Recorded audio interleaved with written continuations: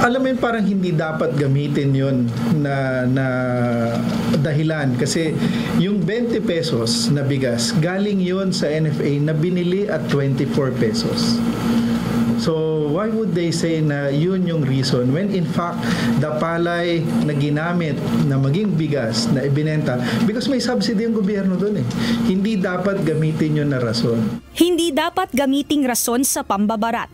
Ito ang naging mariing pahayag ng Department of Agriculture kaugnay ng issue na ginamit umanong dahilan para baratin ang mga magsasaka ay ang 20 pesos kada kilo ng bigas ng pamahalaan. Kasi naghahanap sila ng dahilan eh.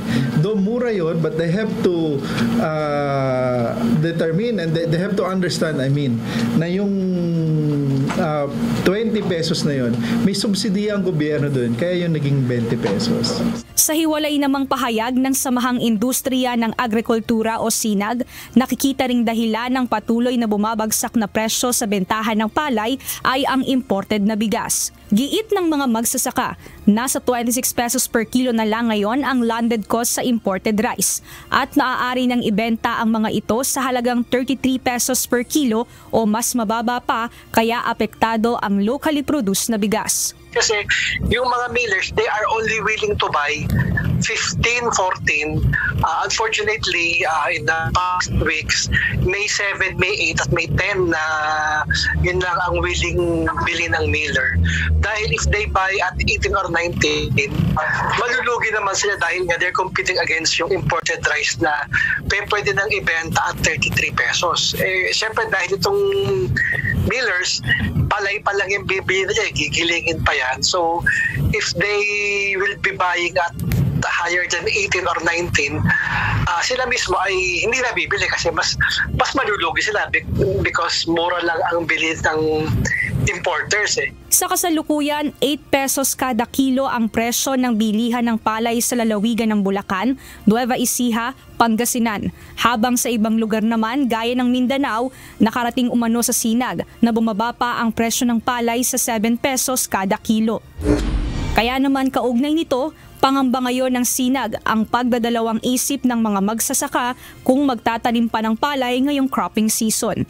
Marami kasi nagsabi ng mga farmers na dahil sa pagsakang presyo ng palay, nagdadalawang isip na kung magtatanim pa sila ngayong cropping season, and we all do not want that to happen. Ayon pa kay SINAG Executive Director Jason Cainglet, bagamat nakikita at appreciate nila ang effort at pagsisikap ng DA at ng NFA upang tiyakin na lehitimong magsasaka lamang ang makatatanggap ng subsidiya, nanatili nilang malaking hamon ang capacity ng NFA na mag-intervene sa procurement ng palay, lalo pa at nasa 2 to 3% lamang ang maaaring mabili ng ahensya. Kaya where we are talagang requesting, especially the DA, ibigay na yung mga incentives ngayon na kailangan ng farmers. At yun nga, mag-guarantee yung palay na mabibili at 23 saan na try para at least may kita naman ng mga farmers natin.